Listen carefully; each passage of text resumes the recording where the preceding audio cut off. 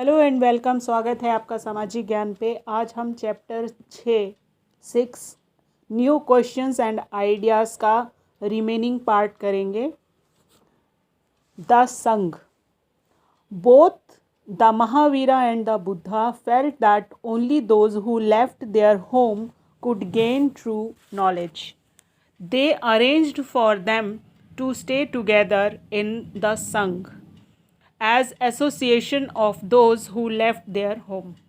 संघ एक ऐसी जगह बनाई महावीर ने और बुद्ध भगवान ने ये सोचा कि जो लोग अपना घर छोड़ देते हैं वही लोग सच्चा ज्ञान प्राप्त कर सकते हैं और उनके लिए एक स्थान होना चाहिए जिसे उन्होंने संघ का नाम दिया। एसोसिएशन ऑफ दोज, एक ऐसा समाज, एसोसिएशन जहाँ पे जो लोग घर छोड़ देते हैं वो रह सकते हैं। आप कहते हो ना, बुद्धम शरणम गच्छामि, बुद्ध की शरण में जाता हूँ। संघम शरणम गच्छामि, संघ की शरण में जाता हूँ।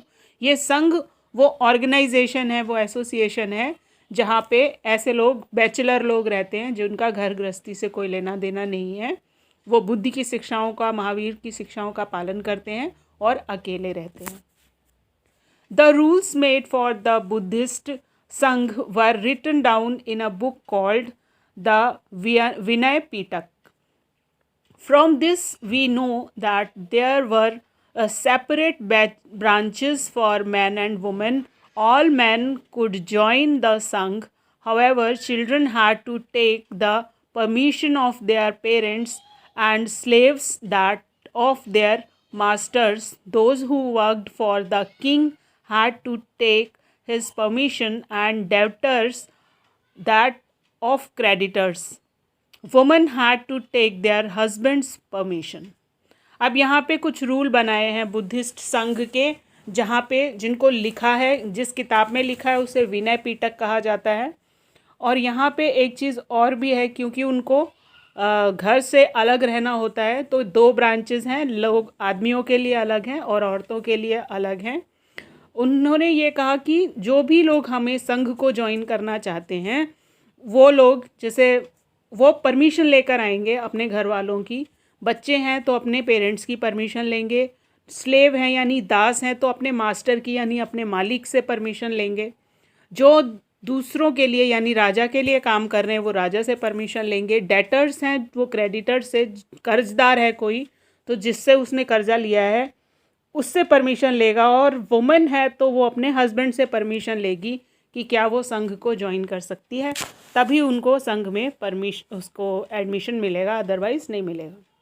Man and women who joined the संघ लेड सिंपल लाइफ। जिन्होंने संघ को ज्वाइन किया यानी संघ में एडमिशन ले लिया, वो कैसी लाइफ जीते हैं? बिल्कुल साधारण लाइफ जीते हैं।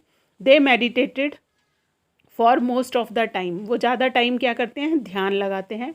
and went to the cities and villages to beg for food during fixed hour. और निश्चित समय के लिए वो शहरों के अंदर जाते हैं और गाँव के अंदर जाते हैं और वहाँ भिक्षा मांगते हैं खाने की। That is why they were known as भिक्षुक. At the Prakrit word for renouncer beggar. और तभी उनको क्या कहा जाता है? भिक्षुक या भिक्षुक। ठीक है, भिखारी के लिए ये यूज़ किया जाता है। भिक्षुक एंड भिक्षुनीज, ठीक है। They taught other and helped one another. They also held meeting to settle any quarrel that took place within the sangha. Sangha में अगर कुछ झगड़ा वगड़ा होता है तो उसको सेटल करने के लिए मीटिंग करते हैं, बुलाते हैं और लोगों को बताते हैं, उनकी मदद करते हैं, ये भी उनका काम है। Those who joined the sangha included Brahmins, Kshatriya, merchant, labourers, barbers, courtesans and slaves. Many of them wrote down the teachings of the Buddha. Some of them also composed beautiful poems describing their life in the Sangh.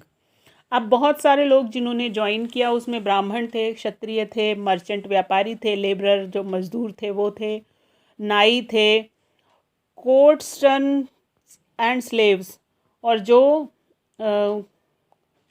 Court की देखभाल करने वाले लोग थे यानी जो राजा के दरबारी थे वो, और स्लेव जो दास थे उन्होंने इसमें भाग लिया, और बहुत सारों ने टीचिंग्स जो बुद्धा की थी उसको रिटन डाउन किया, लिखा, और कुछ ने उसको कंपोज करके बहुत सुंदर सुंदर पोएम बनाई कि वो किस प्रकार की लाइफ संघ के अंदर जी रहे हैं। Monasteries. To begin with, both Jain and Buddhist monk went from place to place throughout the year, teaching people. The only time they stay in one place was during the rainy season when it was very difficult to travel. Then their supporters built temporary shelters for them in garden, or they lived in natural caves in hilly areas. अब क्या था कि monasteries जो हैं ये क्या जगहें हैं, ये मठ हैं बेसिकली। और ये क्यों बनाए गए? जैन और बुद्धिस्ट लोग जो थे, जो मॉन्क्स थे उनके, यानी जो भी उनके शिक्षक क्या बोलते हैं, स्टूडेंट्स थे। मॉन्क का मतलब स्टूडेंट ही होता है उनका। तो वो साधु जो थे वो एक जगह से दूसरी जगह पूरे साल घूमते रहते थे। बस 4 महीने जिस समय बारिश होती थी और इधर से उधर जाना आना मुश्किल होता था, उस समय वो एक जगह पे स्थिर हो जाते थे रेनी सीज़न में। तो जो ट्रैवलर्स थे, जो उनके सपोर्टर थे, उन्होंने क्या किया, गार्डन के बीच में उनके रहने के लिए जगह बना दी, मतलब ऐसे ही टेम्परेरी झोपड़ियाँ टाइप बना दी, या फिर गुफाओं में उनके रहने की व्यवस्था कर दी।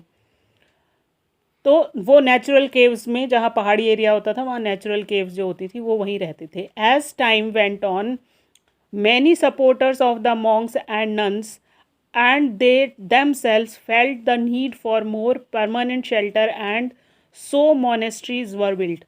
और जब उन्होंने देखा कि भाई इस तरह की समस्याएं तो हर साल ही 4 महीने ऐसे होते हैं जब उनको इधर उधर भटकना ही होता है, कहीं जा नहीं सकते, एक ही जगह रहना होता है, तो फिर उन्होंने एक परमानेंट मठ की व्यवस्था की जिनको मोनेस्ट्रीज कहा जाता है।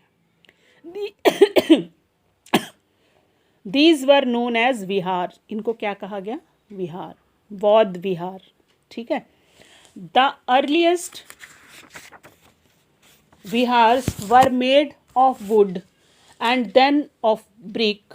सम were even in cave that were dug out in hill, especially in western India.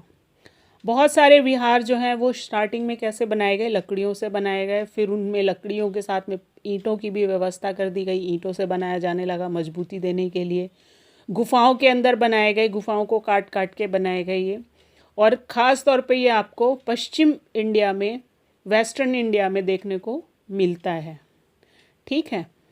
अब आते हैं, very often the land on which the Vihar was built was donate by the rich merchants और land owner और the king.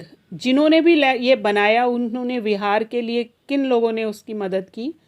जो बड़े बड़े व्यापारी थे, रईस व्यापारी थे, या फिर बड़े ज़मीन के मालिक थे, जमींदार थे, या फिर राजा, उन लोगों ने पैसा दिया। उन लोगों ने ही टाइम टाइम पे इनकी मरम्मत कराई, इनकी व्यवस्था, खाने पीने की जो लोग रहते हैं यहाँ उनकी व्यवस्था की. The local people came with gift of food, clothing and medicine for the monk and nuns. जो आसपास रहने वाले गांव वाले थे वो उनके लिए खाना, कपड़ा और दवाइयों की व्यवस्था करते थे, जो वहाँ रहने वाले मॉन्क्स थे और नन्स थी, मतलब लेडीज़ भिक्षुनी थी और भिक्षुक थे. In return they taught the people. Over the centuries, Buddhism spread to many parts of the subcontinent and beyond. You will learn more about this in chapter 9. अब इसके बाद में है कि वापस इसके बदले में वो क्या करते थे? वो टीचिंग्स देते थे, पढ़ाते थे, लोगों को समझाते थे, ज्ञान देते थे. बहुत समय तक ऐसा चलता रहा और बुद्धिज़्म जो है वो बहुत सारे सब कॉन्टिनेंट में, यानी उत्तर भारत में और एशिया के कई सारे देशों में फैल गया, जिसके बारे में आप चैप्टर 9 में पढ़ेंगे. तो ये है पूरा चैप्टर. और इसमें कुछ ऐसा नहीं है, इसमें एक ये लास्ट में दे रखा है द सिस्टम ऑफ आश्रम. अब आश्रम में क्या इसमें बताया है? देखिए, हिंदू धर्म में 4 प्रकार के आश्रमों की व्यवस्था बताई है. Around the time when Jainism and Buddhism were becoming popular, Brahmins develop the system of ashram. जब जैनिज्म और बुद्धिज्म डेवलप हो रहा था तो उससे पहले ब्राह्मण्स ने एक सिस्टम डेवलप किया हुआ था जिसको आश्रम व्यवस्था कहा जाता है. एक होती है वर्ण व्यवस्था और एक होती है आश्रम व्यवस्था। वर्ण व्यवस्था क्या है? कर्म के अनुसार वर्ण। मैं आपको पढ़ा रही हूँ तो मैं ब्राह्मण हूँ, मैं आपको पढ़ाना छोड़कर कहीं सर्विस ज्वाइन कर लूँ तो मैं शूद्र हो गई, क्योंकि अब मेरा काम क्या है? सर्विस देना है या किसी के लिए काम करना है। जब तक मैं आपको ज्ञान दे रही हूँ, शिक्षा दे रही हूँ, पढ़ा रही हूँ, तब तक मेरा कर्म क्या हो गया? ब्राह्मण हो गया, मेरा वर्ण ब्राह्मण हो गया। अगर मैं ये काम छोड़कर कोई ऐसा काम करती हूँ जिसमें मैं किसी को खाना सर्व कर रही हूँ, खाना बना रही हूँ, या कुछ कहीं होटल में काम कर रही हूँ, तो ये जो काम हो गया ये सर्विस का हो गया, तो मेरा वर्ण शूद्र हो गया। अगर मैं व्यापार करने लग जाऊँ, कोई चीज़ बेचने लग जाऊँ, तो मेरा वैश्य हो गया, तब मैं क्या हूँ? व्यापारी हूँ। और अगर मैं ये सब कुछ छोड़ दूँ और सेना में जाके भर्ती हो जाऊँ, तो मेरा वर्ण क्षत्रिय हो गया, यानी देश की रक्षा करना, लोगों की रक्षा करना क्षत्रिय वर्ण है। तो आप जितने भी सेना के लोग हैं, पुलिस के लोग हैं, आप उन सबको क्षत्रिय मान सकते हैं वर्ण के अनुसार। इसी तरह आश्रम सिस्टम है। आश्रम के हिसाब से एक आदमी की आयु 100 साल मानी गई है, और इन 100 सालों के हिसाब से उसको 4 हिस्सों में बांट दिया, 25-25 के 4 ग्रुप बना दिए। मतलब 1 साल जब बच्चा पैदा हुआ से लेके 25 साल तक उसका काम क्या है? पढ़ाई करना है, और ये है ब्रह्मचर्य। यानी आप अभी ब्रह्मचर्य आश्रम में हो, ठीक है। उसके बाद है गृहस्थ आश्रम। जब 25 से 50 की एज में आता है तो उसका काम है शादी करेगा, अपने जैसे बच्चे पैदा करेगा, उनका पालन पोषण करेगा, उनको पढ़ाएगा लिखाएगा, शिक्षा देगा, शरीर उनका ठीक रखेगा, खाने की व्यवस्था, रहने की व्यवस्था, कपड़ों की व्यवस्था करेगा। ये क्या है? ये गृहस्थ आश्रम है। यानी आप ऐसे समझिए कि आप ब्रह्मचर्य आश्रम में हैं और आपके पेरेंट्स जो हैं वो गृहस्थ आश्रम में हैं। फिर है वानप्रस्थ आश्रम, और उसके बाद है समायास। वानप्रस्थ का मतलब है कि जब सबकी शादी वादी कर दी है, ठीक है, सब अपना सेटल हो गए हैं, तो अब क्या काम है कि बच्चों का काम क्या है कि वो अपने बच्चों की देखभाल करेंगे, उनकी शादी ब्याह वगैरह निपटाएंगे। और जो बड़े बूढ़े हैं यानी दादा दादी टाइप के लोग हैं, वो लोग अब ईश्वर भक्ति में अपना ध्यान लगाएंगे। तो ये है वानप्रस्थ। और आखिरी का समय ये है कि जब वो सब कुछ छोड़ छाड़ के जंगल में चले जाते हैं, वानप्रस्थ में भी चले जाते हैं लेकिन वो वहाँ आश्रमों में रहते हैं।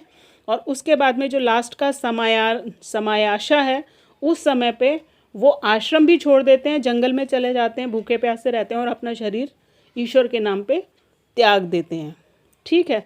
ये सिस्टम बनाया था। Brahmin, Kshatriya and Vaishya men were expected to lead simple lives and study the Veda during the early years of their life. Brahmacharya, इसका मतलब है कि जो ब्राह्मण थे, क्षत्रिय थे और वैश्य यानी व्यापारी लोग थे, वो साधारण लाइफ जीते थे, और उस समय वो वेदों की स्टडी करते थे, वेद पढ़ते थे, और इस आश्रम को, इस जीवन को क्या कहा जाता था? ब्रह्मचर्य। Then they had to marry and live as house holders life, यानी गृहस्था। Then they had to live in the forest and meditate. जब वो जंगल में चले जाते थे और ध्यान लगाते थे, इसको वानप्रस्थ कहा जाता है। और the system of ashrama allow the man to spend some part of their lives in meditation. Generally, women were not allowed to study the Vedas and they had to follow the ashram chosen by their husband. इसके बाद में है कि ज़्यादातर क्या होता था कि आदमी लोग तो जंगल में चले जाते थे, लेकिन औरतों को कहा जाता था कि वो घर में ही रहें, उनको वेद पढ़ना अलाउ नहीं था।